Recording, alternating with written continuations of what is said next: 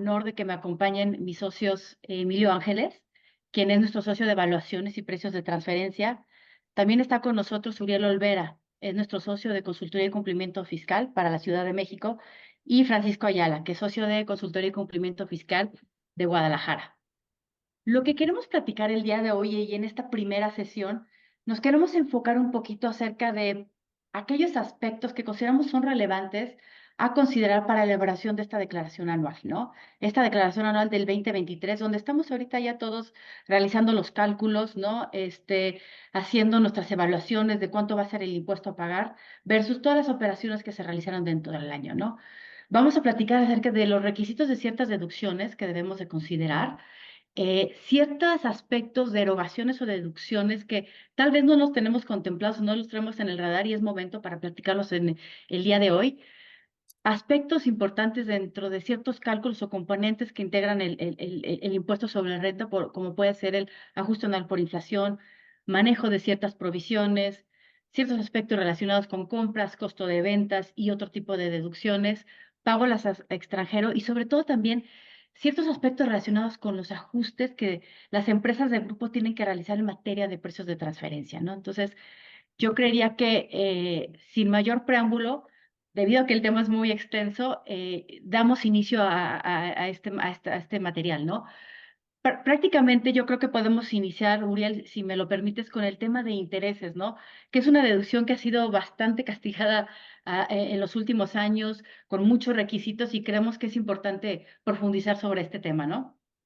Sí, no, totalmente de acuerdo, Viviana. Y recordemos que si bien este gobierno no ha planteado una reforma fiscal integral, sí nos ha planteado diversas limitantes a deducciones que ya existían en la ley. Uno de los principales rubros afectados, como comentas, es el de intereses. Y si recuerdan, hace un par de años se incorporó en la ley del ISR la, una nueva mecánica para evaluar de la deducción de los intereses con base en la utilidad fiscal ajustada, que en términos financieros es similar a una EBITDA, pero con ciertos ajustes fiscales, ¿no? El tope de la deducción que nos plantea la ley es 30% de esa utilidad fiscal. Entonces, aquí podemos observar claramente cómo a través de la modificación a la ley del ISR, los intereses que antes era una deducción con limitantes ciertamente o menores, ahora tenemos que hacer mayores cálculos. ¿Cuáles empresas se ven afectadas por esta nueva limitante? Principalmente aquellas que tengan intereses netos que excedan a los 20 millones de pesos, que es lo que se conoce como el de minimis. Solo que recordemos que este de minimis se reparte entre todas las empresas y partes relacionadas de un grupo empresarial con base en los ingresos fiscales del ejercicio anterior. Entonces, digo, eh, de manera preliminar, diríamos, bueno, el margen de 20 millones suena amplio, pero ya si nosotros lo vemos en grupos empresariales, pues tiende a ser menor el beneficio que se da con este de minimis. No obstante, a lo mejor una de las ventajas que tiene este no deducible contra su primo o hermano capitalización delgada es que es un no deducible temporal.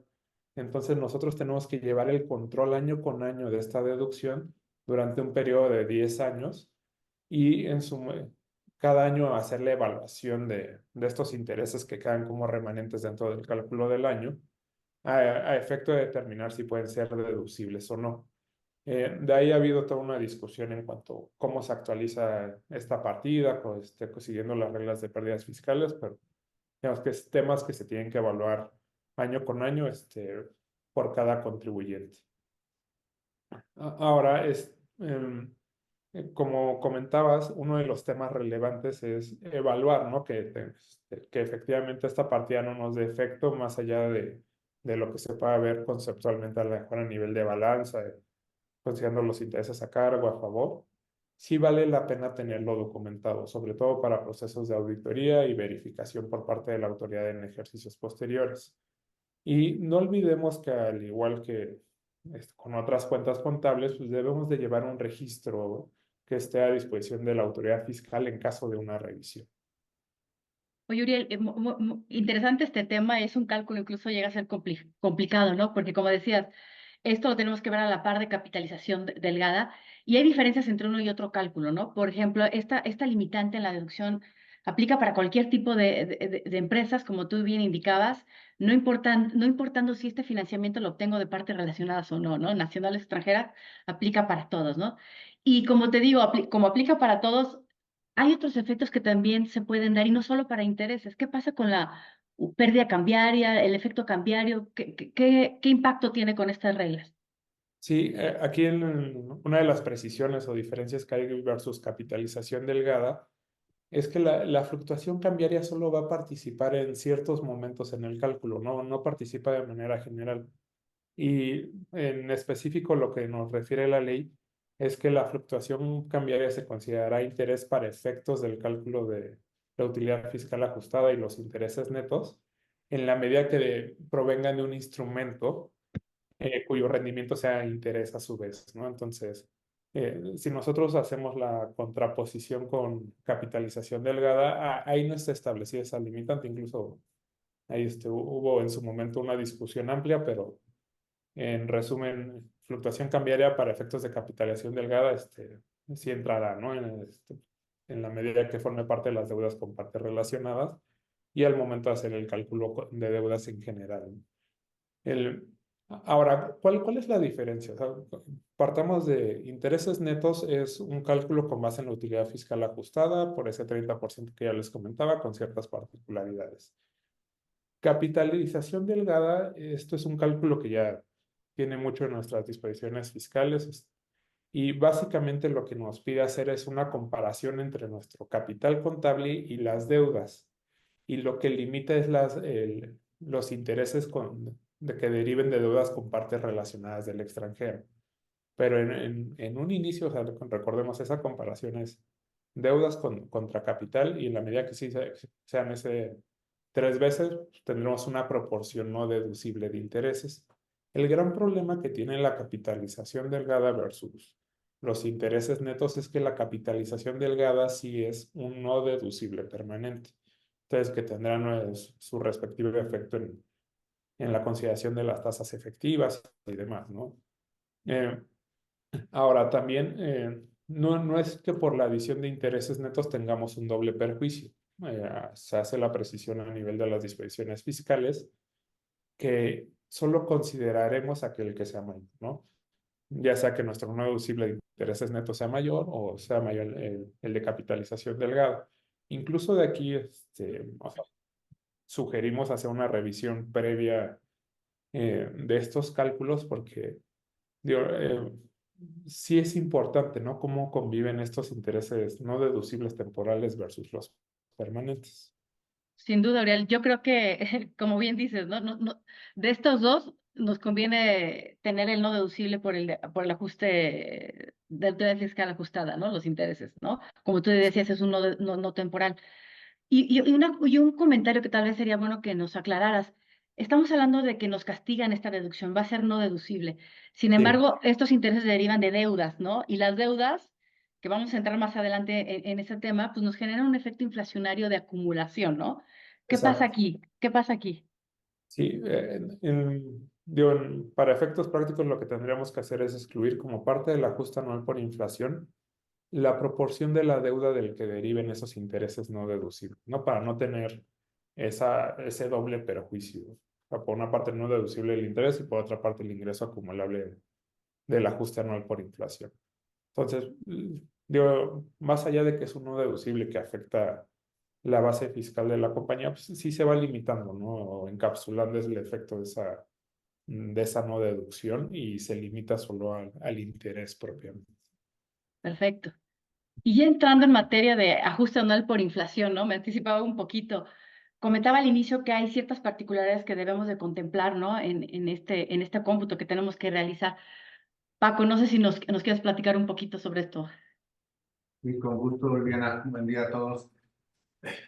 Pues justo yo creo que es una partida a lo mejor que pocos cambios se ha tenido en el tema de la ley, pero es donde cada vez hay más temas importantes que hay que cuidar y que a lo mejor de manera mecánica estamos en el cálculo considerando y que pueden estar equivocados, ¿no?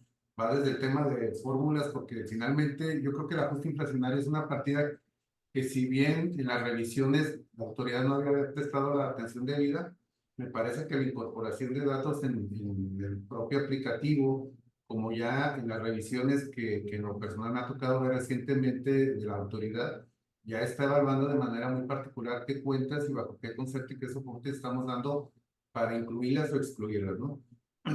Recordemos que los créditos son más limitados porque eso nos generaría un ingreso en el tema del efecto inflacionario eh, contra las deudas que eso nos genera un ingreso, ¿no?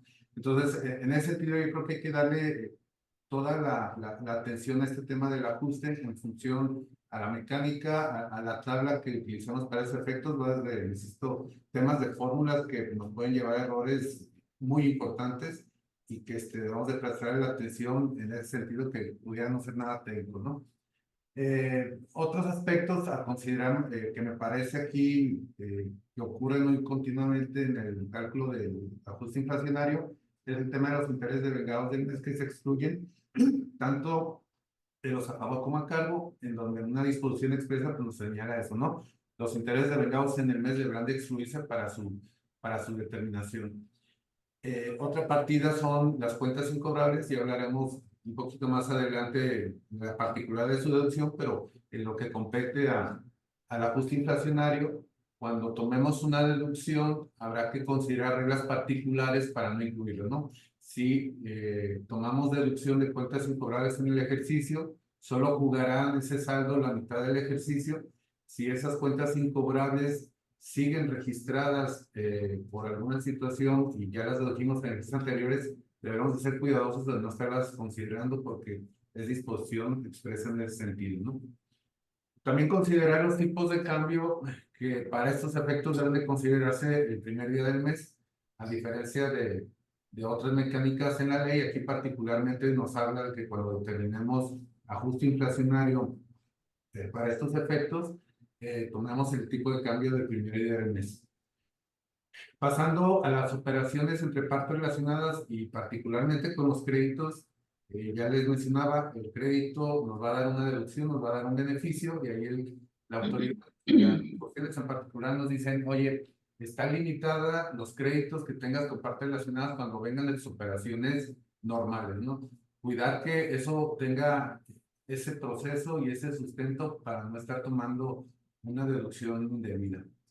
Y también dentro de las mecánicas que practica el SAT es cuadrar las cuentas o los saldos que tenemos contra los FDIs que tengamos registrados. Yo creo que hoy día la autoridad tiene una información muy importante que puede estar explotando a través de los FDIs. Las mecánicas de revisión que hemos visto recientemente están soportadas en eso y ya podemos ver y artículos o comunicados por parte del SAT donde incluso ya viene la incorporación de la inteligencia artificial dentro de las bases de datos que tienen y en donde los FDIs van a ser trascendentes, ¿no? Entonces, en este sentido, la recomendación y sugerencia, damos una depuración muy adecuada de nuestros saldos porque de repente nos podemos encontrar saldos de cuentas por cobrar, principalmente clientes deudores con mucha antigüedad, que no están depurados, que ya no son reales, que no tienen el soporte y que amarrado entre el red y el CFDI emitido, pudiéramos caer de la misma forma en una deducción improcedente, ¿no? Cuando tengamos ejercicios irregulares, principalmente por temas de arranque de año, por finalización de un ejercicio, recordemos que la mecánica por default es entre 12, sino serán entre los meses del ejercicio, ¿no? Cuando estos sean irregulares. Y un tema también importante y controvertido es que expresamente la ley nos habla del tratamiento de aportaciones para futuros aumentos de capital, en donde expresamente nos menciona que no será considerado como un pasivo. Entonces, en ese sentido, perdón, será considerado un pasivo. En ese sentido, cuidemos las formas y los criterios, ¿no? Hay criterios para un tema contable en este tratamiento en donde en algunas situaciones es considerado un pasivo per se, aunque le denominemos aportaciones para futuros, y hay regulación en ir para poderla llevar al capital social. Pero Y para no... además, Sí. perdóname, Paco, perdóname, adelante. Adelante, adelante. No, es un tema relacionado con lo que indicas, ¿no? Además, considerar los momentos en que se contraen las deudas y momentos en que se contraen los créditos, ¿no? Porque probablemente desde el punto de vista contable se registra de una forma y si fiscalmente tiene un tratamiento particular será otro, ¿no? Entonces, ese análisis también los contribuyentes los invitamos a que lo realicen, ¿no? Para ver a partir de cuándo estas cuentas pueden deben de estarse considerando para efectos de este cálculo y todavía metiéndole mayor grado de dificultad, lo que pasa cuando se llega a cancelar una operación, ¿no? Cuando tenemos cancelaciones de operaciones, también existen reglas particulares, cómo debemos de ajustar o nulificar el efecto que se le dio a esa partida, ¿no? Vía disposiciones reglamentarias se tratan estos aspectos, ¿no? Sí, correcto, correcto, por supuesto. Por eso creo que la depuración y el amarre de los saldos que tengamos es fundamental, ¿no? Regresando al capital social, nos Sí, encontramos también seguido que ya se capitalizó por un tema contable, pero el acta se nos olvidó tenerlo, ¿no? Entonces, correcto. tenemos el registro contable, pero no tenemos el documento que nos va a dar justo lo que tú mencionabas, esa fecha cierta para ese registro contable y ese criterio que debamos de tomar. De acuerdo. Dejando el tema del ajuste inflacionario, otro tema importante que son partidas que juegan en la conciliación principalmente, pues tenemos la parte de los efectos de las provisiones. Y particularmente recordemos que personas morales, régimen general, pues toman la deducción en función al crédito, no en función al flujo. Aquí tengamos cuidado nada más en tener documentado que esas provisiones o esos registros de gastos que no estén cubiertos estén debidamente documentados, ¿no? Descarguemos de repente también la descarga que se hace por práctica en algunos casos es solamente a flujo y dejamos de tener una deducción muy permitida y que no está vinculada necesariamente a flujo. Pero si vamos a tomar esta deducción, documentémoslo adecuadamente con el CFDI, con todo lo que esto implica, evidentemente, pero además con toda la materialidad que en otras sesiones se ha platicado ampliamente que debe de tener cada operación y cada transacción, como puede ser el contrato, como puede ser el propio registro contable, y que son elementos, insisto, que hoy día ya las auditorías están dando. Ya mencionaba Uriel, no hay unas reformas recientes integrales que yo creo que son muy importantes y que parte de la recaudación o un buen monto importante de la recaudación viene a través de auditorías. Y que en ese sentido ahorita lo que está ocurriendo, al menos en esta zona, es que los contratos nos lo están pidiendo ya con fecha cierta. No basta con tener simplemente el contrato, sino vincularlo y que el contrato haga sentido con la transacción, porque de repente los momentos en que se detona el hecho se registran de manera diferente. De igual forma, los registros contables, que dependerá de la transacción, pero puede ocurrir que el registro contable debamos llevar incluso a cuentas de orden para tener un registro adecuado en su deducción, ¿no? Entonces, cuidemos todo lo que implica para tener una deducción adecuada de esas partidas especiales que podemos estar tomando, ¿no? Y del lado de los ingresos, pues del lado de los ingresos recordemos los momentos que tenemos, que es justamente la emisión del CFDI y que principalmente nos abocamos o nos ubicamos en una acumulación en base al CFDI y que no necesariamente ese es el momento de acumulación. El momento de acumulación puede ser a la entrega del bien, a la prestación del servicio, al anticipo, y de repente nos olvidamos de que se detonan esos otros momentos antes de la emisión del CFDI. Y son situaciones, insisto, que dentro de la evaluación que está haciendo la autoridad en sus auditorías, sí lo está tomando en cuenta. Y por otro lado, no necesariamente la emisión del CFDI nos da un ingreso. Son temas muy particulares y que deberíamos de tener muy identificados. Si esto llega a ocurrir, tenerlo soportado y documentado para que exista una simetría entre el amarre de los CFDIs por ingresos, que recordaremos también es parte del llenado del aplicativo en donde deberán amarrar los ingresos acumulables contra los ingresos reportados en los pagos provisionales. Entonces, es fundamental esta parte del amarre de los CFDIs y los ingresos acumulables. Y sobre todo el tema de provisiones de ingresos, Paco, ¿no? Que ahorita la autoridad fiscal en las revisiones, si llega a detectar estas partidas, para ellos de entrada para mí es un ingreso acumulable y tú demuéstrame lo contrario, ¿no? Entonces, por más que le demos conciliaciones de CFDIs, la autoridad presume que no es una provisión, sino realmente ya un ingreso acumulable y ya sea porque prestaste ya el servicio aunque no lo hayas facturado, en mil argumentos, ¿no? Entonces, si vamos a estar registrando este tipo de provisiones contables para los ingresos, sí tener el soporte y por qué lo estamos haciendo, ¿no? Para Sí. poder soportar la no acumulación, ¿no? Y te voy a decir, aquí volvemos a esa parte de CFDIs en donde algo que está ocurriendo y debemos de tener mucho cuidado que son las fechas para cancelación de CFDIs, que está por venir y que eso justo nos puede llevar a lo que tú comentas, que Sí. no tengamos ese cuidado de que para la autoridad va a ser un ingreso acumulable y que si lo queremos ya cancelar en una fecha posterior a la permitida, pues ya nos metemos en un problema con el SAT de demostrar que no correspondía o que ya había sido acumulado que corresponde a otro periodo, ¿no? Y eso creo que la autoridad lo está utilizando de manera provechosa para ellos en un sentido, Ujú. porque lo que tiene visibilidad es el CFDI. Para ellos, el CFDI es lo que manda, ¿no? De acuerdo. Pasamos al tema de cuentas incobrables, donde también es una partida interesante de deducción que ciertamente ha sido limitada, pero que no deja de tener elementos para una deducción que luego estamos descuidando, ¿no? Recordamos que las cuentas incobrables se pueden deducir a la prescripción o antes si fuera notoria la imposibilidad práctica de cobro. Entonces, son dos elementos separados que deberán tener un tratamiento diferente.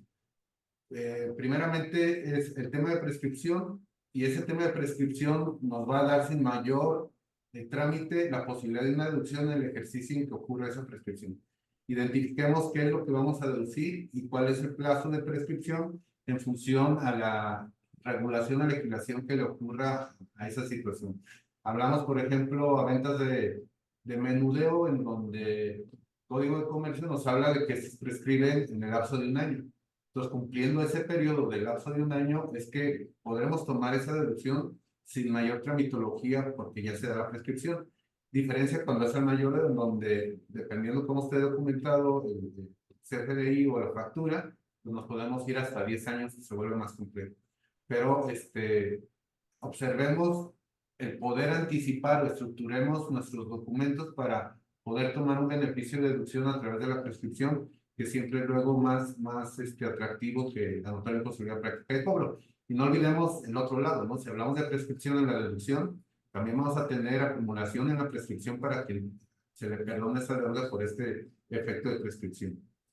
Pasamos al tema de existencia, cuando existe la notoria imposibilidad práctica de cobro, y lo vamos a dividir en dos conceptos. Uno es cuando esos créditos son menores a 30,000 UDIs, perdón, estaríamos hablando más o menos de 200, un poco menos de 240,000 pesos, y que van a tener un tratamiento particular para su deducción, y que básicamente consiste en tenerlos identificados, que si tenemos varios créditos con un solo contribuyente, tenemos que sumar la totalidad de estos créditos. No podemos hacerlo por documentos, sino será por contribuyente, que haya pasado un año el plazo de mora para estos efectos. Y aquí lo importante para determinar ese plazo de un año de mora será determinar la política dentro de cada empresa para indicar cuál es el día 1 para computar ese año. Recordemos que la deducción debemos de hacerlo en el ejercicio en que ocurre la situación. Entonces debemos de determinar el momento justo cuando se cumple ese año para ubicarnos en esta posibilidad de deducción. Por otro lado, tendremos la posibilidad de deducir los créditos mayores a 30,000 UDIs solamente a través de la resolución definitiva emitida a través de una autoridad judicial, ¿no? Cuando se da la demanda y cuando tengamos esa resolución definitiva es cuando podamos acceder a este beneficio. Recordemos que este es un cambio que lleva un par de años, que antes era con la presentación de la misma y que ahora la autoridad ha cambiado estos criterios en ese sentido. Entonces, tengamos cuidado de darle un seguimiento a esa posibilidad, porque también si tenemos una resolución definitiva y en este ejercicio no tomamos esa deducción, probablemente perdamos hacia adelante esa posibilidad, o menos que presentemos una declaración complementaria de la misma para esos efectos. Oye, Paco, y ahorita, como bien dices, deducimos los créditos incobrables cuando prescriban o bien antes si podemos demostrar la notoria imposible la práctica de cobro. Y para esto último, este segundo supuesto, ya dijiste dos casos de la notoria imposible la práctica de cobro. ¿Es lo único que existe? O sea, ¿no hay más? No, es un tema de debate, pero la propia disposición dice entre otros casos, ¿no? Y entre otros casos podemos asumir que puede haber otras situaciones de notoria imposibilidad práctica de cobro. Y tendremos que atender cómo demostrar que existe tal. A lo mejor desapareció, falleció, entró en quiebra la persona que nos debe y se convierte en un tema de imposibilidad práctica de cobro, ¿no? No necesariamente, como bien lo dices, nos estaremos ubicando en estas situaciones. Yo creo que es importante identificar cada caso, cómo lo debemos de documentar y si nos podemos ubicar en una situación como la que tú bien comentas, ¿no? De acuerdo.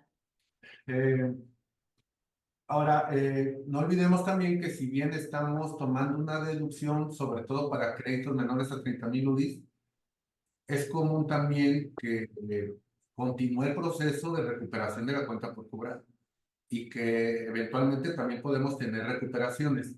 No olvidemos luego entonces que cuando tengamos una recuperación de una cuenta incobrable que hubiéramos hecho deducible, no olvidemos su acumulación en el ejercicio en que tengamos esa recuperación. Evidentemente pues, nos afectará en el ingreso. Tenemos también como condicionante adicionalmente dos temas para cumplir esa deducción de notoria imposibilidad práctica de cobro. Una es notificar al deudor de que vamos a tomar una deducción para efectos de que él haga lo propio en su acumulación. Y aquí luego lo complejo es cómo notificar a la otra parte de esa situación. Luego ocurre que si estamos cobrando, normalmente no es muy amigable la relación que tenemos con la otra parte y que o no nos reciben o no lo encontramos, se cambió de domicilio y no hay forma de notificar.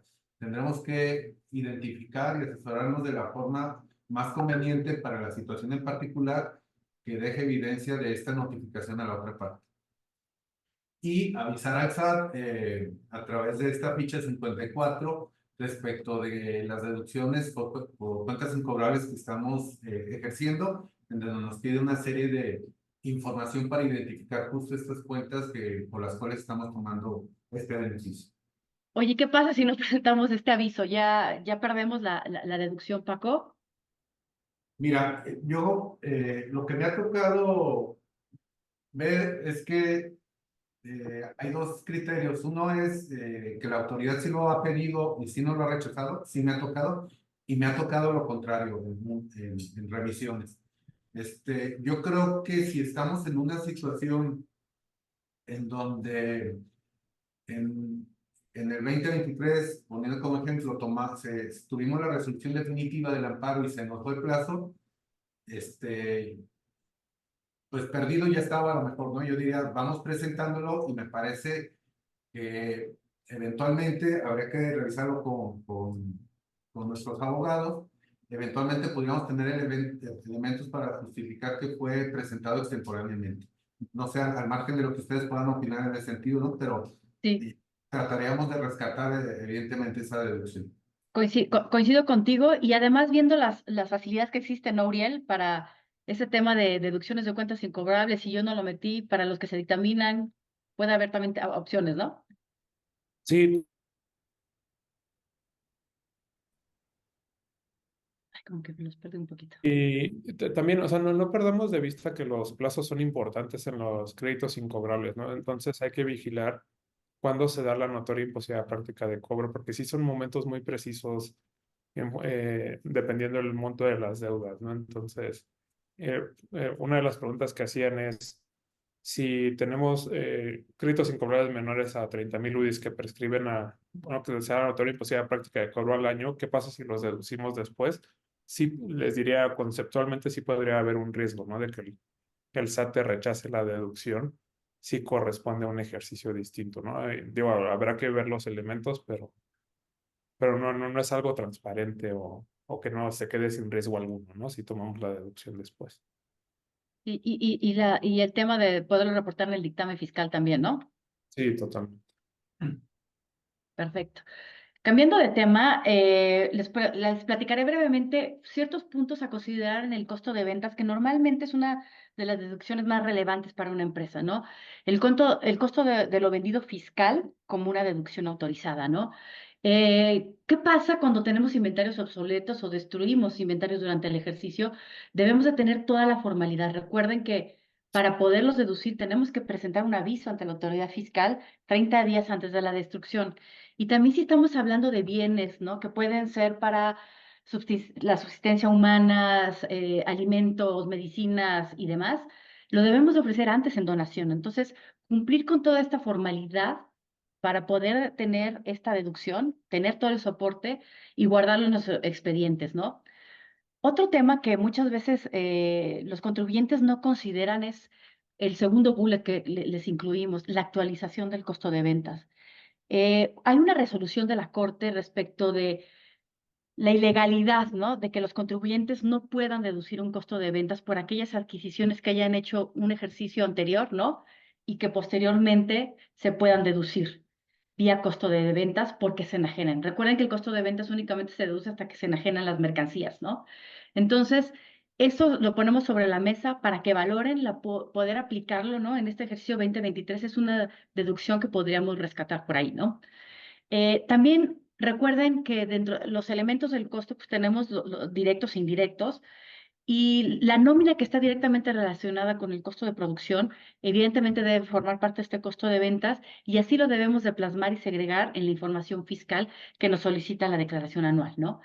De compras nacionales o extranjeras tenemos que tener bien soportado esta información. Recuerden que las compras de importación cumplen con ciertos requisitos particulares, ¿no?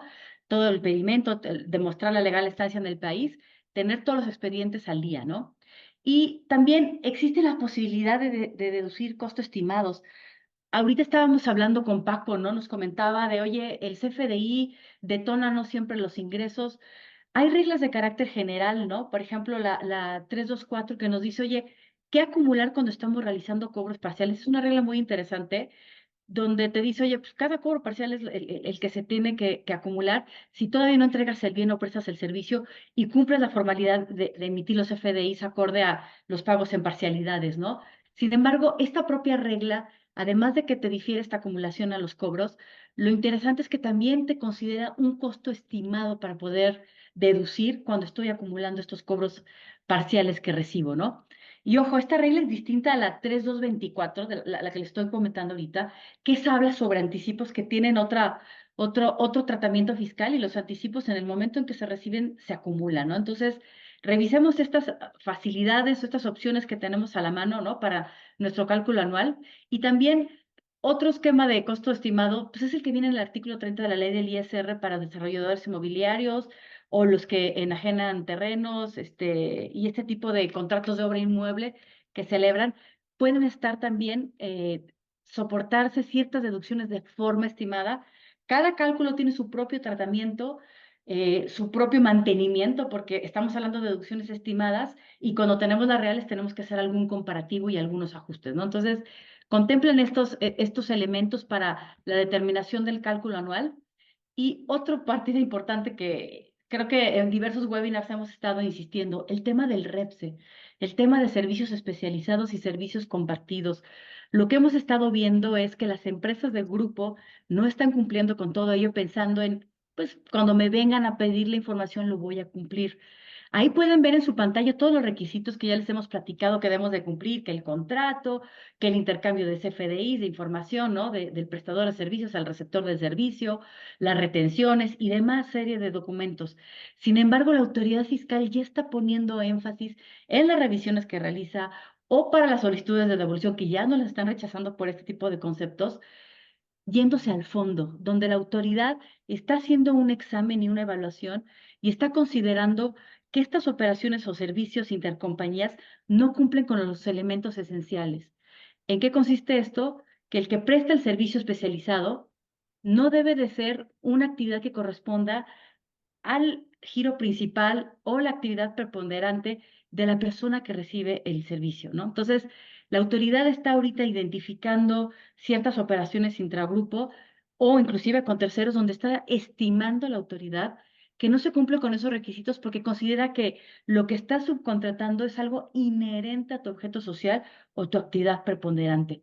Hay elementos de defensa, digo, lo pongo sobre la mesa, pero revisen que cumplan bien con todas estas formalidades, los avisos cuatrimestrales ante el IMSS, ante el Infonavit, el SISU, el SISU, todo eso lo tenemos que contemplar. Y otra cosa importante que también ya les hemos comentado en otras pláticas, este año vence y tenemos que renovar nuestros registros ante el REPSE. Recuerden que tienen una vigencia de 3 años y justo el día de ayer se publicó en el Diario Oficial de la Federación estos lineamientos para poder hacer la renovación. Lo tenemos que hacer nuevamente ante el portal, ¿no? Para el registro REPSE tenemos que renovarnos, pero ojo, la renovación se tiene que hacer de forma anticipada al aniversario de los 3 años.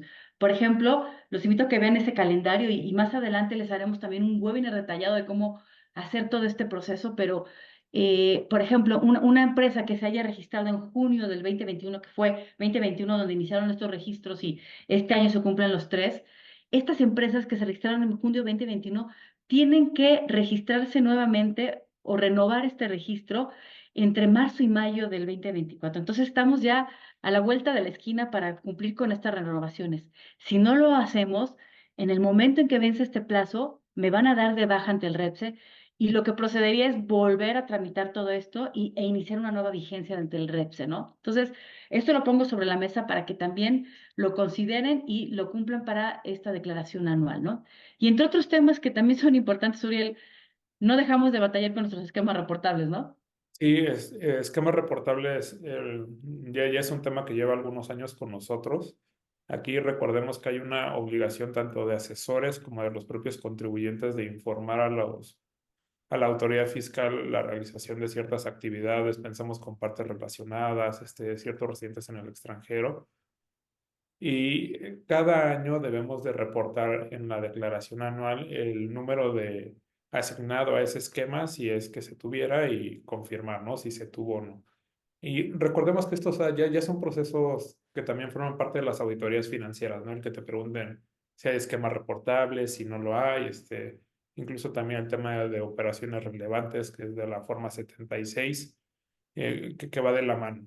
Entonces, digo, más allá de que ya tiene rato que entró en vigor esta normatividad, sí, ser conscientes que se le debe dar mantenimiento, ¿no? Año con año.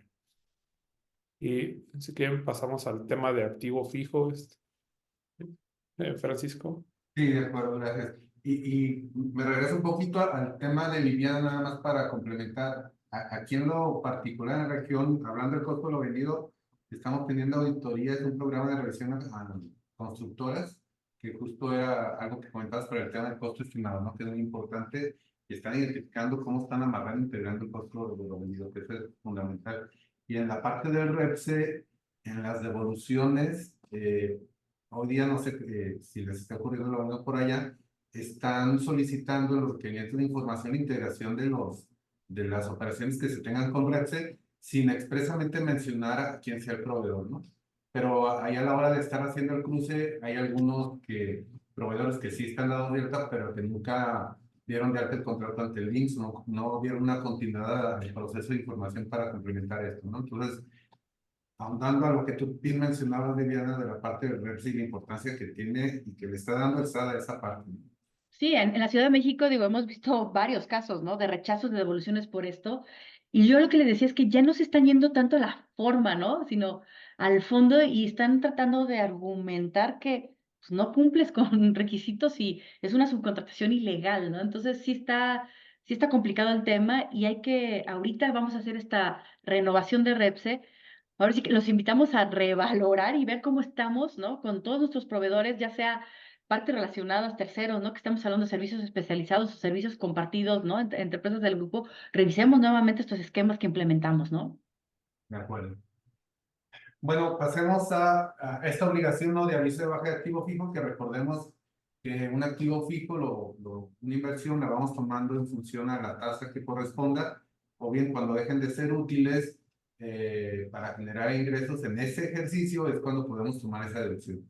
A partir del año anterior, 2022, se establece un requisito adicional para tomar este beneficio de deducción, y ese requisito es la presentación de un aviso ante el SAT. El tema aquí es que si no presentamos ese aviso dentro del ejercicio, que es como marca el contexto de la disposición, pudiéramos estar fuera del plazo. Oye, Entonces, y esto implica que al 31 de diciembre se tuvo que haber cumplido con esto. ¿Qué pasa si el 31 de diciembre das de baja un activo, ¿no? Como lo plasmamos ahí. claro, mira, nos pasó a nosotros aquí, porque un tema es que nos marca el código los plazos para presentación que no se computan cuando están de vacaciones. Entonces, la autoridad este año regresó, no me acuerdo si el día 3 regresó de manera inmediata. Entonces, técnicamente teníamos de plazo el primer día hábil inmediato posterior, técnicamente, para estar dentro del plazo. Pero, ¿qué pasa si no lo presentamos ni dentro de esa situación? Yo creo que caemos al mismo criterio que platicábamos de la cuota incobrable, ¿no? Vamos a tener el riesgo, son temas que vamos a depender del criterio de la autoridad en el momento en que lo queramos validar. Yo antes a lo mejor valoraría qué elementos tenemos para definir que en ese ejercicio dejaron de generar ingresos, ¿no? O identifiquemos si podemos seguir generando ingresos para que eso ocurra en un ejercicio donde nos pueda eh, eh, dar plazo para presentar este aviso como tal. Pero De acuerdo. Oye, Paco, un indicio de esto es la norma de información financiera C15, el deterioro de los activos de larga duración. Estos te dan indicios también de una forma financiera económica para ver si tienes que dar de baja o reducir el valor del activo en un año. Y también si estamos hablando de valores importantes a las inversiones, de hecho, a lo mejor la opinión de un perito, un tercero, no estamos hablando de algún software o de otro tipo de cuestiones, además de este registro contable que bien indicas, Emilio, yo creo que pueden ser elementos importantes en caso de una revisión por parte de la autoridad, ¿no? No solo poner un peso, presentar a la visa, sino también estos elementos adicionales para demostrar el por qué en este ejercicio estoy tomando esta deducción. Ahora, hablamos aviso por baja de activos fijos. Hay que hacer una distinción porque ha existido la confusión si también lo hacemos cuando vendemos un activo, ¿no? Entonces, aclarar que es únicamente cuando la damos de baja porque dejan de ser útiles para la obtención de ingresos. No aplicaré así cuando nosotros enajenamos los activos, ¿no? correcto. Y a lo mejor, hablando de activo fijo y saliéndonos de esta situación de baja, recordamos también un beneficio que tenemos contrario, que es la disminución de las tasas. Hay ocasiones en donde es conveniente generar más ingresos o más utilidad, y tenemos ese beneficio de modificar la tasa a la baja, cumpliendo ciertos requisitos para no perderlo de vista si es conveniente. De acuerdo. Y otro tema importante, la nómina y la PTU, ¿no? Como hemos estado hablando durante esta charla, tenemos que cuadrar los FDIs de nóminas contra lo que tenemos en nuestra contabilidad y contra los pagos que hemos estado declarando por retenciones, ¿no? Entonces, todo esto para poder presentar nuestra declaración anual e ir identificando qué tanto es una deducción real y qué tanto son provisiones.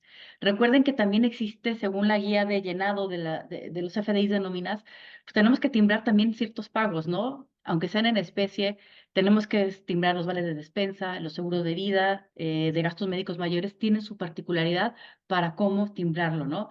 El cálculo del no deducible por prestaciones exentas a los trabajadores, que puede ser de un 47 a un 53, dependiendo si modificaron las prestaciones exentas, tenemos que soportar el cálculo que estamos realizando, por qué aplicamos un 47, por qué un 53, y además identificar qué realmente es una prestación exenta. Hay conceptos, por ejemplo, como PTU, ¿no? PTU, donde no es una deducción, sino es un concepto disminuible, ¿no? Y también trae una porción exenta para los trabajadores, valorar la exclusión de esta partida dentro de este cálculo, ¿no? Y otra, hablando también de términos, ¿no? La fecha límite para poder expedir los FDI de nómina y estar en posibilidad de tener nuestra deducción con todos los requisitos es el 29 de febrero, ¿no? Ojo, es para reexpedir la nómina. Esto viene en la regla 2756. Si yo no timbré una nómina, no me cubre esta regla, ¿no? Es para reexpedir por algún error o alguna omisión, ¿no? Dentro de un recibo ya expedido, ¿no? Entonces, los viáticos, recuerden que los viáticos es una ficción de un ingreso exento para los trabajadores, también debemos de estarlos timbrando dentro de los recibos de nóminas. Y PTU, tenemos que realizar nuestro cálculo de la PTU. Recuerden las limitantes de los 3 meses o el promedio de los últimos 3 años, ¿no? Y acuérdense que esta limitante que hemos platicado, que ya tenemos sobre los pagos de PTU, todos aquellos pagos de PTU que durante el 2023 hice en un mes distinto del mes de mayo, pues saben que el aplicativo de los pagos provisionales no me lo reconoce. Sin embargo, para la declaración anual sí me debe de estar debemos de tomar esta deducción, debemos reconocer esto y tenemos que hacer un cuadre, ¿no? Contra los CFDIs timbrados por estos conceptos, ¿no? Entonces, la nómina también es una deducción muy importante que también tiene sus propias particularidades, ¿no? Y hablando de gastos con deducciones en particular, otra historia también es los pagos al extranjero, ¿no, Paco? Si nos quieres platicar. Sí, ya también lo hemos platicado y con todo esto que estamos tocando todo esto de manera muy general, cada vez se hace más necesario este oficial de cumplimiento de las empresas, dependiendo del tamaño que tienen, porque hay mucha tema de cumplimiento y formalidad para llevarlo a cabo, ¿no? Uno de ellos es, hablando de pagos al extranjero y a personas físicas en México, hay ciertas obligaciones y una de ellas es cumplir con las obligaciones en materia de retención y el entero del propio impuesto. Normalmente cuando tenemos un pago al extranjero, una persona física que no sea actividad empresarial en particular, va a haber alguna retención en IVA o en ISR. La disposición por ahí señala que, salvo que demostremos que la otra parte pagó ese impuesto, que son temas muy particulares y muy extraños que pueden estar ocurriendo, ¿no? También está como obligación que cuando realicemos pagos al extranjero de las cuales deriven retenciones de impuesto, deberemos de emitir el CFDI por esta retención en el momento en que ocurra esa transacción o a más tardar en enero de este año 2024 que ya pasó, pero que volvemos al tema. Más vale tenerlo extemporáneo, no tenerlo en caso de una revisión, porque el incumplimiento de esto nos puede llevar a un tema de no deducibilidad, ¿no? Y también para poder deducir un comprobante emitido en el extranjero, esta regla 27114 nos dice que ese comprobante que nos dé el residente del extranjero debe de llevar ciertos requisitos particulares para que se pueda deducir en México. Y entre ellos es que de quien expide debe estar identificado su nombre, denominación o razón social, su domicilio y su INI que corresponda al país en que reside esta persona. Y del lado mexicano de quien va a deducir debe estar identificado de igual forma el RFC, el nombre, la cantidad, la unidad de mercancía, la descripción del servicio, el valor unitario, básicamente lo que identifique que nos están enajenando o vendiendo, ¿no? Entonces, cuidar esto en el tema de operaciones con el extranjero, que luego en las revisiones y concursos del CFDI son las que van a brincar, porque no hay CFDI, y justo en la conciliación, estos son los comprobantes que tendremos que mostrar para decirles, oye, no te cuadro porque tuvimos estos pagos al extranjero, y aquí están dichos comprobantes cumpliendo los requisitos. Tratándose de las personas físicas, los pagos que hagamos con ellos, adicionalmente de toda la regulación que hemos platicado, en estos casos se deducen solamente cuando hayan sido erogados, ¿no? Para tener esta simetría en donde ellos acumulan al flujo, igual la persona moral deducirá en base a flujo. Pudiéramos también, luego por mecánica, tomamos saldos finales para tomar la no deducción de lo que está pendiente de pagar a la persona física, y puede ocurrir que tengamos saldos de más de un año que estemos duplicando esa no deducción, pero cuidemos este cumplimiento de solo poderlo deducir en función al flujo cuando esté pagado. Y de estos temas, recomendaciones, ¿no? Si ahorita que estamos haciendo nuestra valoración y vemos que no hicimos retenciones de impuestos, ¿no? Por pagos al extranjero en tiempo, pagarlas cuanto antes, ¿no? Antes de la presentación de la declaración anual, ¿no? Según lo que te indican las disposiciones reglamentarias y obviamente con las actualizaciones y recargos que correspondan, ¿no? Y el tema de estar timbrando estos pagos al extranjero, pues también nos pueden detonar de otras obligaciones, ¿no? Cuando identificamos que tenemos una serie de pagos al extranjero ejecutados durante el 2023, como a lo mejor la obligación de presentar DICIF y demás, ¿no? Porque nos ha tocado que muchas empresas hasta que hacen esa evaluación anual, ¿no? Donde, oye, ¿cuántas operaciones timbro, ¿no? Y pago al extranjero, se dan cuenta que caen en los supuestos, ¿no? De presentar DICIF, ¿no? Entonces, estamos muy a tiempo para hacer también ese tipo de valoraciones, ¿no? Y entre estas otras valoraciones que hay que hacer, Uriel, además de lo que hemos platicado, ¿qué otras recomendaciones o consideraciones les podríamos hacer a nuestro público? Sí, digo, a reserva de entrar a mayor detalle en la siguiente sesión, recordemos que el SAT ha estado muy activo en su tema tecnológico, entonces ya tenemos para este año una nueva versión del aplicativo de la declaración. Se eliminan ciertas cosas del año pasado que no funcionaron, como el estado de flujos de efectivo, estado de variaciones en el capital contable, pero si nosotros vemos el nuevo formato y cómo se ha comportado la autoridad, vemos un énfasis en la forma sobre todo versus el fondo, ¿no? Y ya el fondo lo está mandando a la autoridad para procesos de controversia, pero o sea, debemos de darle cada vez más peso a cómo estamos llenando las declaraciones, que haya una adecuada clasificación de los gastos de las partidas en la conciliación contable fiscal. Obviamente ver cómo bajan los ingresos de pagos provisionales. Em, ya tenemos nuevas partidas de segmentación de honorarios, en general, operaciones sujetas a retención. No olvidemos tampoco nuestras cuentas de atributos fiscales, CUCA, CUFIN, pérdidas fiscales, darles el mantenimiento adecuado, ver que se hayan reflejado correctamente en los años anteriores y sobre todo que nuestra información sea inconsistente, porque yo les diría de lo que hemos visto en el día a día, muchas veces es el mismo contribuyente el que se pone el pie en los procesos de fiscalización. A lo mejor que pone como deducción fiscal un ingreso contable no fiscal o temas del estilo, ¿no? Entonces, cuidemos estos temas de forma y como les comentaba ya en la siguiente sesión, ahondaremos a detalle en estos temas. Oye, Ahora, tú platicaste de intereses y con este tema de cumplimientos, no olvidar la declaración de préstamos provenientes del extranjero. sí, que esa se debió haber presentado en el 15 de febrero, en el anexo 4 de la DIM. Y también recordemos que ya del anexo 9, que antes estaba en disposiciones reglamentarias, se precisa en ley del ISR que la fecha de cumplimiento es el 15 de mayo. Y aprovechando esto, pues, que son temas de precios de transferencia, le damos la voz a Emilio Ángeles. Gracias, Uriel. Sí, vamos a pasar este tema de operaciones intercompañías y ajustes que se han venido realizando antes del cierre del ejercicio, ahorita en estos 2 meses, y las fechas que tenemos de cumplimiento para el mes de marzo y para el mes de mayo, el día 15. ¿Sí? Ahora, entrando en materia, ¿qué es un ajuste? ¿Sí? Es una operación natural del ejercicio.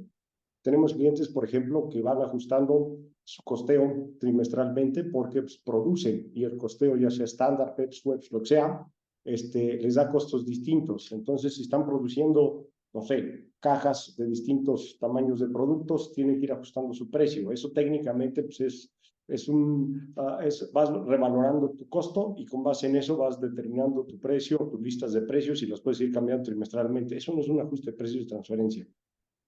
Un ajuste de precios hay que considerar que siempre va a ser a la mediana. El artículo 180 de la ley de impuestos sobre la renta es lo que me marca.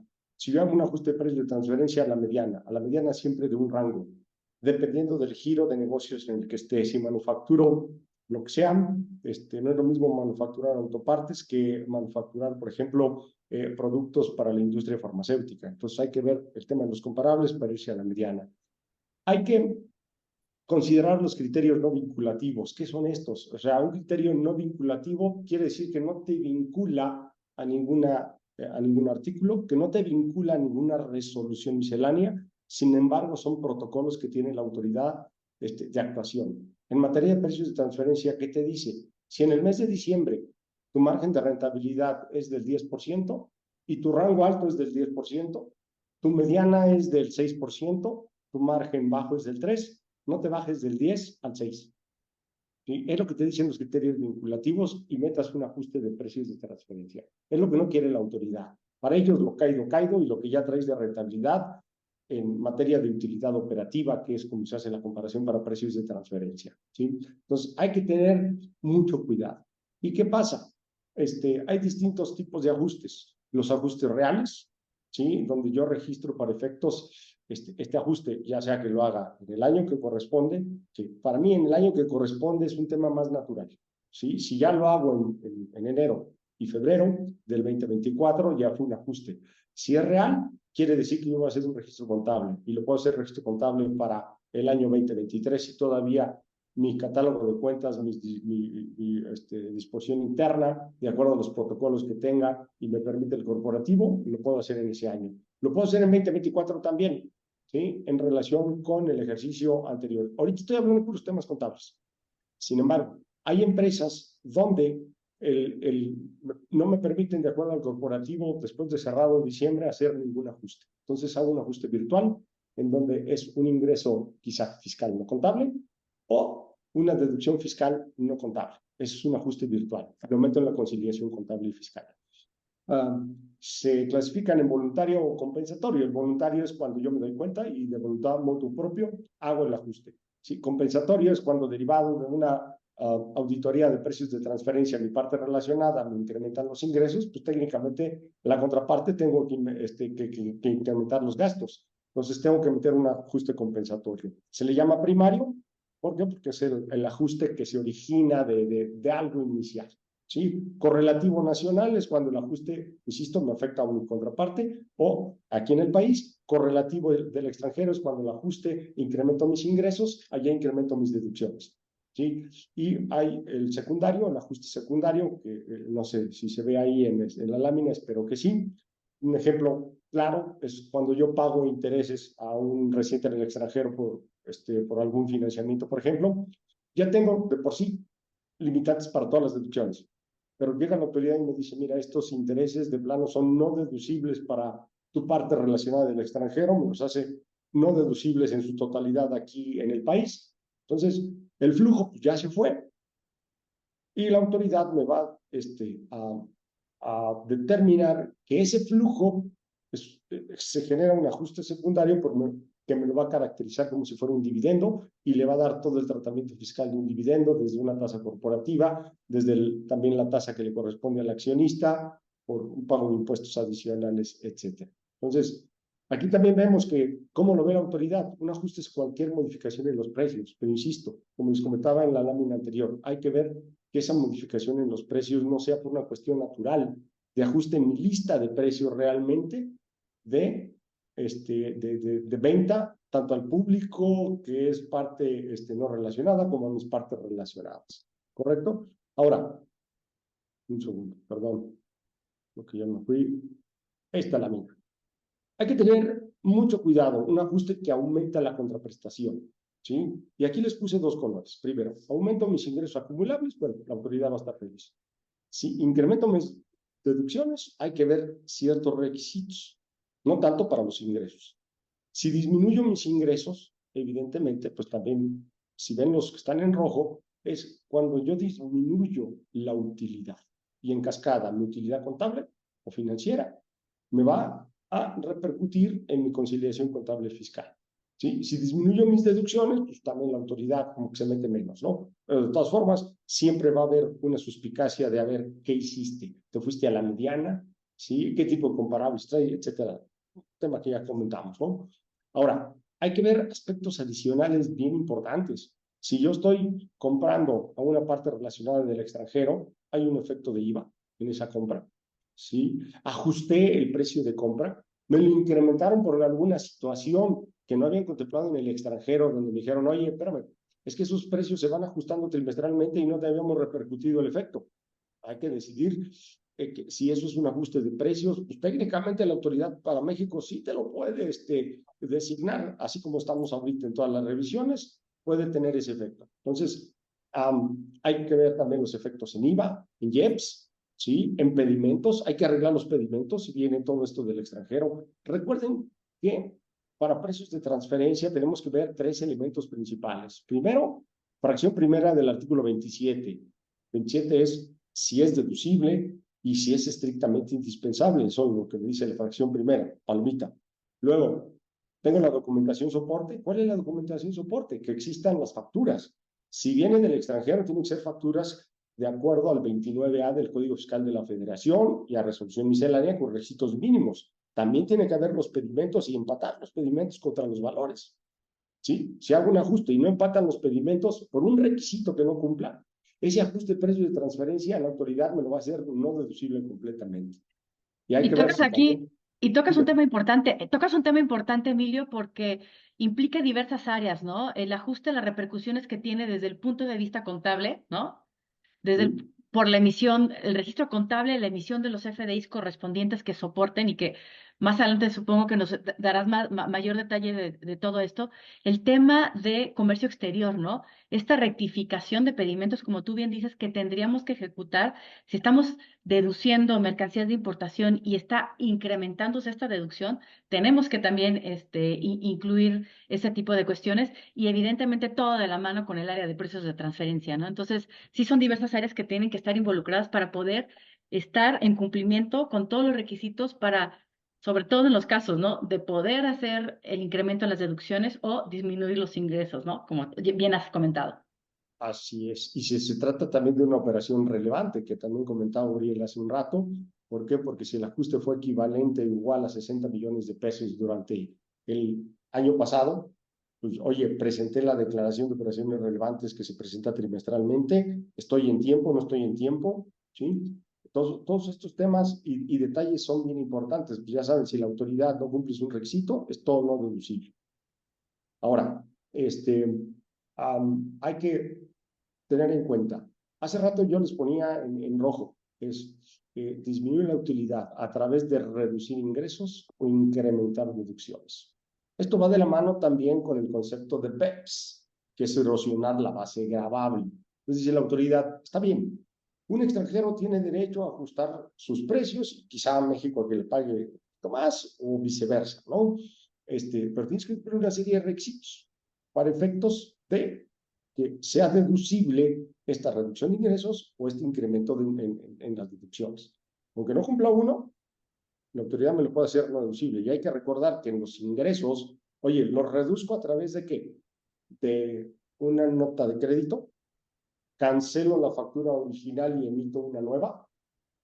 ¿Sí? Hay que tener mucho cuidado porque en la segunda parte de los requisitos yo les decía tres. Estrictamente indispensable, los requisitos de las deducciones, los FDIs y pedimentos, etcétera, todo esto, ¿sí? Y luego vamos a valorar si esa valor es de mercado. ¿Sí? Y dentro de los requisitos hay que presentar las declaraciones anuales y todo esto tiene que estar reflejado en la declaración anual. Documentar cómo se hizo el ajuste de precio de transferencia con los papeles de trabajo. Tiene que haber un estudio previo donde no cumplía y un estudio al final donde dice que ya cumple. Un reporte en medio donde el asesor debe decir por qué no cumple y después porque sí cumple, ¿sí?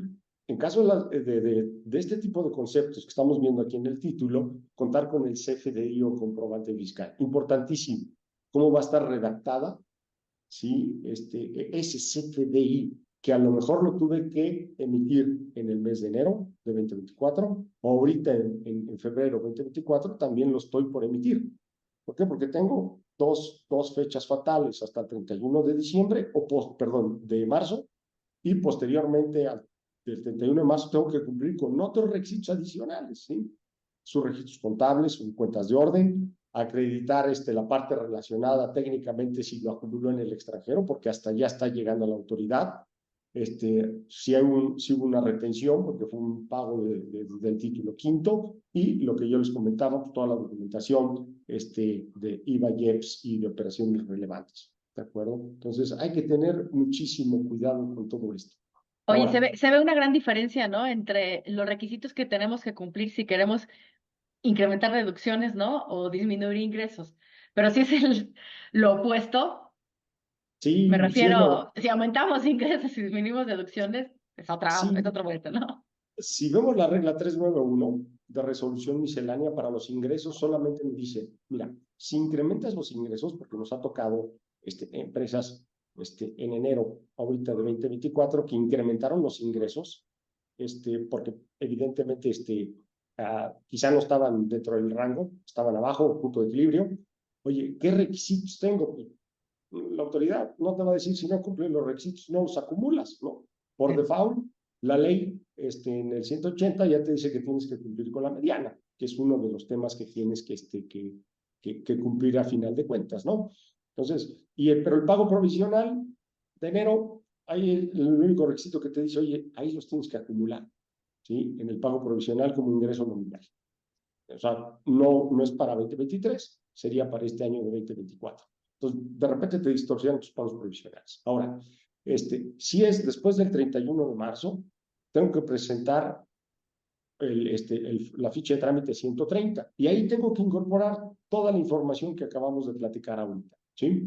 Si es un derivado de una resolución, entiéndase por resolución el 34A del Código Fiscal, que es un acuerdo de precios anticipados, que me da la autoridad, donde me da la bendición para efectos de mis operaciones intercompañías, o derivado de una auditoría, ¿sí? La contraparte que está afectada tendría que presentar la ficha de trámite 134 que vemos aquí. Entonces, son requisitos para poder quizá deducir en la contraparte en las operaciones que le impactaron, las partes relacionadas. Estoy hablando de una empresa mexicana. O si la revisión fue del extranjero y aquí me afecta en el país, pues también tengo que presentar toda la información a la autoridad para que en México me den autorización de incrementar mis deducciones. Ahora bien, esto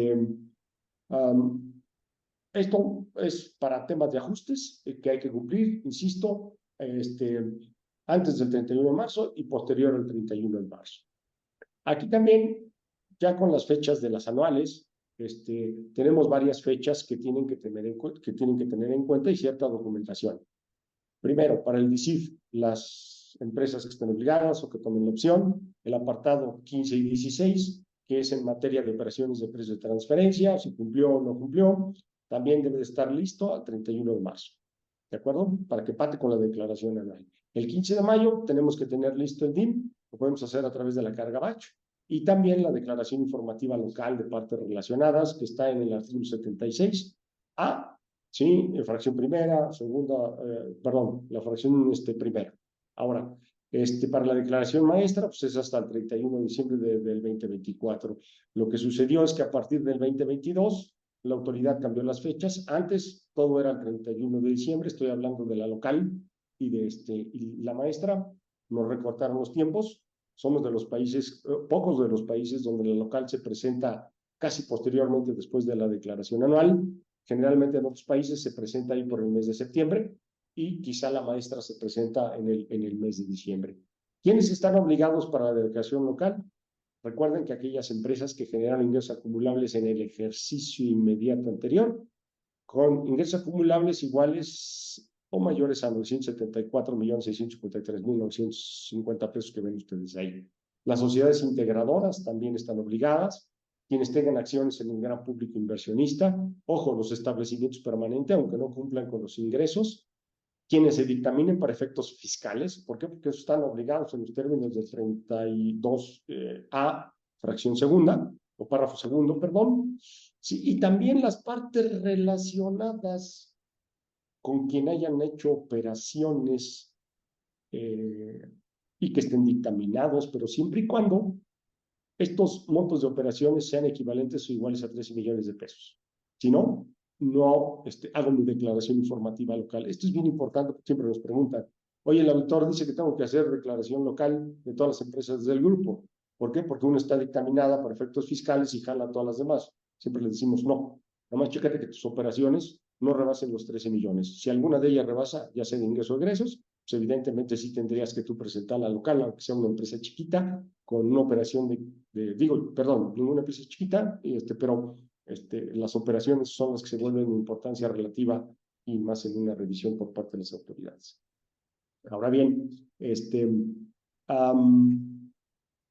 en general, ¿qué contiene la declaración local? El 90%, por ejemplo, es el estudio de precios de transferencia, el otro 10% son políticas de precios, información acerca de intangibles del grupo, de financiamientos, si existe un acuerdo de precios anticipados o no dentro del grupo, información financiera consolidada. La maestra es de las pocas o únicas declaraciones que se pueden presentar en 2 idiomas. ¿Por qué? Porque en el extranjero también la preparan. Pues te dan la oportunidad de presentarla en inglés o en español y de forma general, a través de BEPS, dijeron, mira, es estructura organizacional, descripción de las actividades que tiene el grupo en las cadenas de valor, posición financiera, fiscal y consolidada, pero muchas veces el grupo no permite que aquí en México se presente la información fiscal de otras dos empresas, de otras empresas del mundo, entonces se vuelve un poco complicado. Ahí pues, hay que redactar que pues, no tuvimos a la mano cierta información, etcétera, ¿no? Ahora bien, por último, hay una declaración de país por país, le llaman MBEPS Country by Country, evidentemente pues, es la traducción. Sí, quienes la presentan, esta declaración, básicamente son empresas muy grandes en cada uno de los países. México, ¿cuántas empresas grandes tenemos que consoliden ingresos o holding por 12,000 millones de pesos? No son muchas. O personas morales que en México hayan sido designadas para que presenten esta declaración de país por país. Y pues básicamente es una información general donde te van señalando que debes de tener datos específicos financieros y fiscales, principales actividades económicas, jurisdicción y constitución, número de empleados, es en general. Y esta declaración también, en términos generales, se presenta más tardar al 31 de diciembre del 2024. Estas tres declaraciones, la maestra, la local y la de país por país, se le ha solicitado a la autoridad que realice una carga batch, así como existe para el BIN 9, es decir, llenada en un sistema de XLS en Excel, para que sea más fácil y con un botón, pues se sube a final de cuentas. ¿Por qué? Porque de repente se vuelve complicado, tienes que tener una persona sentada X número de horas, llenando operación por operación y se vuelve muy complejo en cuanto al tiempo incurrido. Hasta aquí mi participación. Muchísimas gracias. Muchas gracias, Emilio. Si no disponen de algo más mis socios, me gustaría que diéramos respuesta, ¿no? A algunas de las preguntas que nos han estado formulando. Algunas ya han sido respondidas. No sé si alguien quiera iniciar, ¿no? ¿Quién es el valiente? Sí, Y inclusive de las que hayan respondido, si creen que es un tema relevante que puede ser interesante para nuestros clientes y amigos que nos acompañan el día de hoy, adelante. Adelante, Uriel. un tema recurrente ha sido la fecha de los comprobantes fiscales y de los comprobantes en general. Ahí recordemos que la ley del ISR nos establece que la fecha de emisión debe ser del ejercicio al que corresponda la deducción, ¿no? Si tenemos alguna fecha distinta, puede existir algún riesgo, ¿no? De que en un proceso de revisión se rechace ese gasto como deducible. Entonces, sí cuidemos ese tema, o sea, tanto comprobantes locales como extranjeros, y además de las formalidades, ¿no? Que ya hemos comentado ampliamente. Y si me permites nada más hacer un comentario adicional, sí te dan la oportunidad de tener un CFDI diferente al año, por ejemplo, estamos hablando quizá de 2024, si es un ajuste de precios de transferencia, pero siempre y cuando cumplamos con todos los requisitos que habíamos platicado hace un momento. Claro, sí. Sí, coincide, Emilio. Y digamos, de aquí de distinguir, como les comentaba, aspectos generales de ciertas particularidades que sí hay, ¿no? A ver, si les parece, hay una pregunta que todavía está abierta. Dice, ¿puedo deducir una provisión de intereses de un proveedor extranjero generados en 2023, pero el comprobante lo pido en 2024? ¿Alguien quiere opinar sobre esto? Bueno, ahí vamos a tener el tema, hablando de intereses, los intereses los vamos a deducir conforme se devengan, ¿no? Habría que identificar nada más el tema del comprobante, que no deja de ser un requisito de qué país proviene, pero me parece que el momento de deducción es en función al devengamiento, no sé cómo lo vean ustedes. Sí, no. De acuerdo. Uriel, Emilio, Sí, ¿tenían algo no, que decir? coincido totalmente. ¿Sí? Ahora, otra pregunta sobre los viáticos, ¿no? Dice, los viáticos se debe timbrar cuando se hacen los depósitos a la cuenta nómina del trabajador. En caso de que se entreguen monederos electrónicos para estos gastos, deben de timbrarse o no, ¿no? El tema es que tenemos que soportar con los viáticos el timbrado, todos aquellos depósitos que se le hacen al trabajador y evitar esa discrepancia que pudiese llegar a tener entre mayores y la autoridad les determine mayores ingresos, ¿no? Y para todo este tema de los viáticos existe una formalidad, ¿no? Uriel, desde el momento en que se recibe el viático, cuando se comprueba, todo esto se tiene que registrar a través de los FDIs, ¿no? Sí, de los FDIs, y recordemos que de aquí hay claves específicas para todo el proceso de timbrado, incluso ejemplos muy detallados a nivel de las guías que sugerimos que revisen todas las áreas, nóminas, packs, etcétera. Y cualquier duda adicional, con gusto los atendemos. Otra pregunta, ¿estas emisiones de CFDIs por retenciones al extranjero se deben hacer con un sistema especial, ya que por la página del SAT no lo permite? Pero cuando se generan y se quiere revisar al SAT, no lo reconoce. ¿Saben el motivo? Sí, digo, de aquí el SAT no habilitó esto como parte de su sistema de timbrado. El, Existen ciertos proveedores que sí lo contemplan como parte de sus programas de emisión de CFDIs. Ahora, si se está timbrando el CFDI de pagos al extranjero o cualquier otro CFDI en general, recordemos que tarda cierto tiempo en reflejarse en la base de datos del SAT. Les diría, puede ser entre las 24 horas siguientes e incluso hasta 72 horas, ¿no?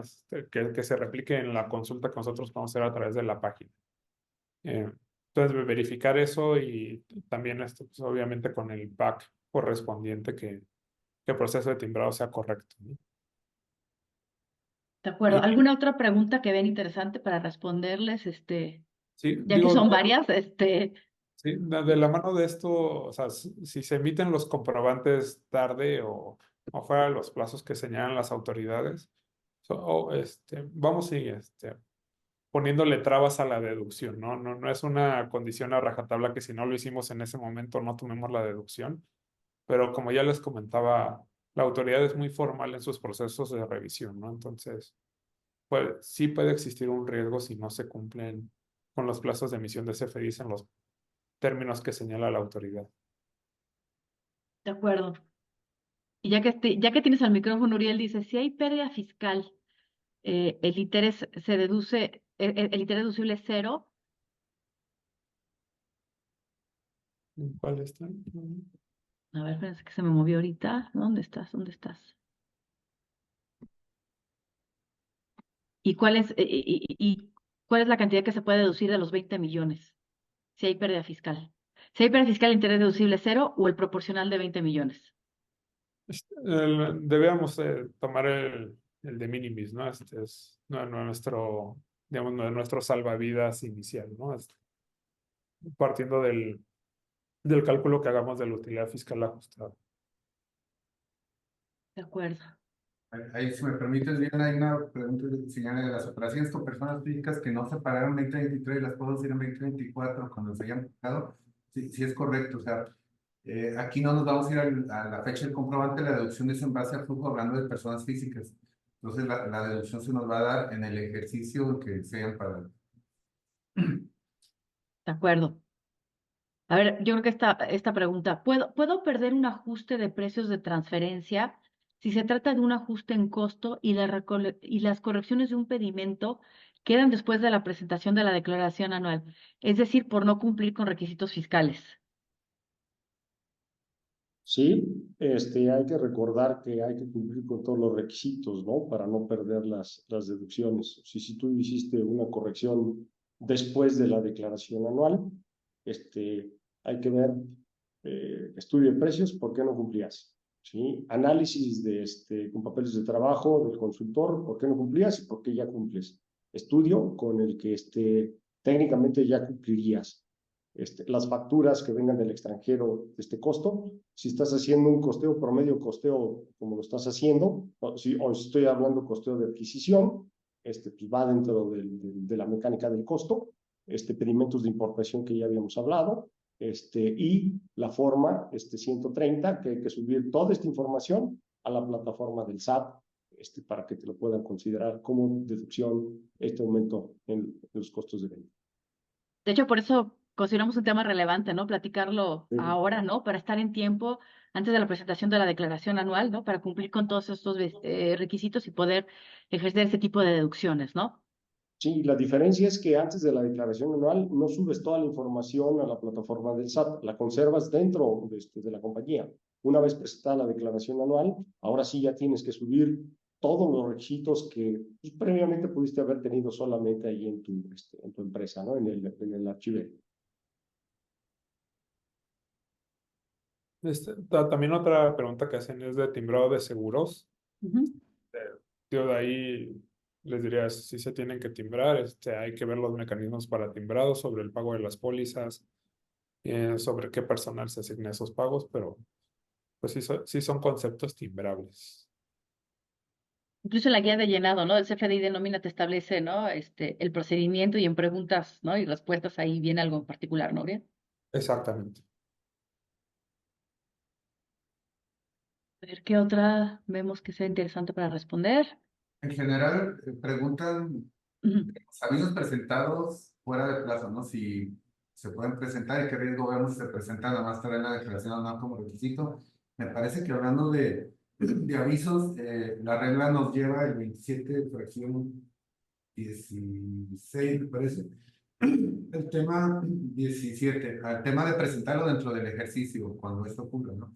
Yo creo que como comentaba Uriel, le vamos poniendo trabas a la deducción en algún sentido, o ya no va tan limpia cuando queramos hacer valer ese derecho ante la autoridad por falta de cumplimiento específico. De acuerdo. A ver, esta última, y para nuestro experto Uriel, dice, en cuanto a la nómina, dice, mis pagos son semanales, porque son casos que ves del día a día, y Sí. al final no me checa con el visor del SAT. ¿Cómo calcula la autoridad cómo calcula la autoridad con periodo de pago o con base en la fecha de timbrado? Este periodo de pago, y ahí Ujú. recordemos que las nóminas semanales tienen un reto adicional, porque hay meses donde hay 5 nóminas semanales, hay otros donde hay 4, entonces, pero conceptualmente es periodo de pago, ¿no? Sobre el que hace el cálculo del visor de nómina. Y recordemos, ¿no? O sea, sí puede haber errores, lo ha habido en el año pasado en los visores. Entonces, también si llegara a darse la situación y estamos seguros de que hay un error de la autoridad, presentar la aclaración vía mi portal, ¿no?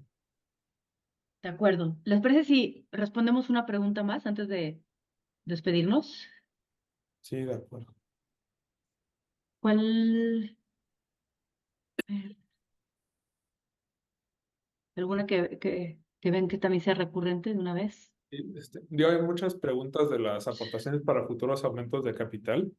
De ahí, como comentaba Francisco durante la exposición, la ley del ISR lo considera como una parte de las deudas. Hay que ver cómo convive o cómo se estructuró la aportación en términos de la NIF C11, y con base en eso, ¿no? Definir el efecto en el ajuste anual, pero digo, de entrada debe formar parte del cálculo. De acuerdo, gracias, Uriel. Bueno, pues si no, mis socios no disponen algo distinto, las preguntas que quedaron todavía pendientes las iremos respondiendo. Inclusive aprovecho para invitarlos, ¿no? El próximo jueves 29 tendremos la segunda parte de este webinar. Seguiremos hablando sobre la declaración anual y retomaremos también algunas preguntas durante nuestra charla, trataremos también de ir respondiendo, ¿no? Les agradecemos a todos su participación y nos vemos la siguiente semana. Muchas gracias.